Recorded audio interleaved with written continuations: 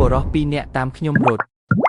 មាននិទានមួយថាមានបរោះពីរនាក់ម្នាក់តាមខ្ញុំរត់ម្នាក់តាមគោរត់ទៅប្រទះគ្នាលើស្ពានបរោះម្នាក់និយាយថាត្រូវឯងជិះអញតាមខ្ញុំរត់បាត់ក៏បរោះម្នាក់ថាត្រូវឯងជិះអញតាមគោរត់បាត់បរោះទាំងពីរនាក់ពុំជិះគ្នាឡើយនាំគ្នាទៅប្តឹងចៅក្រមមិនអាចជំនុំជម្រះសេចក្តីនោះបានក៏បណ្ដេញចៅទាំងពីរនាក់ថាពួកឯងជាម្ចាស់ខ្ញុំរត់ត្រូវទៅតាមខ្ញុំទៅឯម្ចាស់គោរត់ត្រូវទៅតាមគោទៅ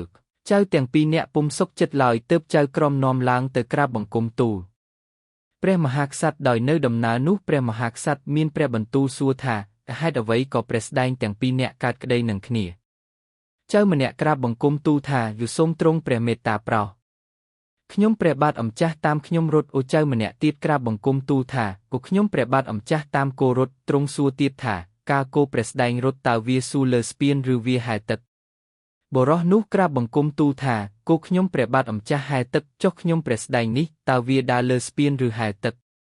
បរោះនោះក្រាបបង្គំទូលថាគោខ្ញុំព្រះបាទអម្ចាស់វាស៊ូលើស្ពានដើរទៅទើបទ្រង់ត្រាស់បង្គាប់ឲ្យចៅតាមគោនោះសងខ្ញុំគេត្បិតខ្ញុំរត់នោះវាដើរស៊ូលើស្ពានទៅឯគោរត់នោះវាស៊ូលើស្ពានពុំបានឡើយចៅទាំងពីរនាក់ចូលចិត្តហើយក្រាបបង្គំលានាំគ្នាទៅកាន់ទីលំនៅទីតីព្រះមហាក្សត្រទ្រង់កាត់សេចក្តីដូច្នេះហៅសុខគុំនំហោង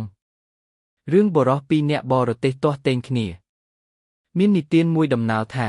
មានបរោះពីរនាក់ម្នាក់ទៅសងគុណគេម្នាក់ទៅធ្វើបុណ្យចៅម្នាក់បរទេសទៅចៅម្នាក់បរទេសមកចៅទាំងពីរនាក់បរទេសមកប្រទះគ្នាពុំព្រមជិះគ្នាក៏ឆ្លោះគ្នាជាយូរតតែខូចបង់ចំណីចំណុកផ្លែឈើទីតីអស់ហើយនាំគ្នាទៅប្តឹងចៅក្រមពុំអាចជំនុំជម្រះឲ្យចៅទាំងពីរនាក់បានទើបនាំចៅទាំងពីរនាក់ឡើងទៅក្រាបបង្គំទូលព្រះមហាក្សត្រតាមដំណើររឿងនោះព្រះមហាក្សត្រមានព្រះបន្ទូលដណ្ដឹងចៅទាំងពីរនាក់ថាបានជាព្រះស្ដែងទាំងពីរបរទេសពុំព្រមជិះគ្នានេះតើមានដំណើរដើមដូចម្ដេចបរោះក្រាបបង្គំទូលថាពួកខ្ញុំព្រះបាទអម្ចាស់នេះបរទេសទៅធ្វើបុណ្យបានប្រទះនឹងចៅនេះពុំព្រមជិះខ្ញុំព្រះបាទអម្ចាស់ឡើយយម្នាក់ទៀតក្រាបទូលថា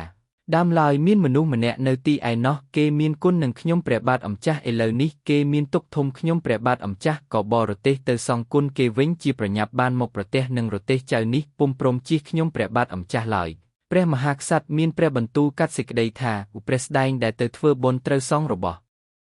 ព្រះស្ដែងដែលទៅសងគុណគេព្រោះព្រះស្ដែងដែលទៅធ្វើបុណ្យនោះគឺទៅដោយចិត្តសទ្ធាមិនមែនធ្វើបុណ្យលាបំណន់អ្វីឡើយឯព្រះស្ដែងដែលទៅសងគុណគេនោះព្រោះការខ្លួនមានទុក្ខគេដោះទុក្ខខ្លួនឥឡូវដល់ពេលគេមានទុក្ខវិញត្រូវតែទៅដោះទុក្ខតបស្នងសងគុណគេវិញដោយហេតុតែព្រះស្ដែងមួយនេះបរទេសពុំព្រមជិះទើបព្រះស្ដែងនេះខានបានទៅសងគុណគេនោះព្រះមហាក្សត្រទ្រង់កាត់សេចក្តីដូច្នេះចៅទាំងពីរនាក់ចូលចិត្តហើយថ្វាយបង្គំលានាំគ្នាទៅកាន់ទីលំនៅអាត្មាទីតីហោង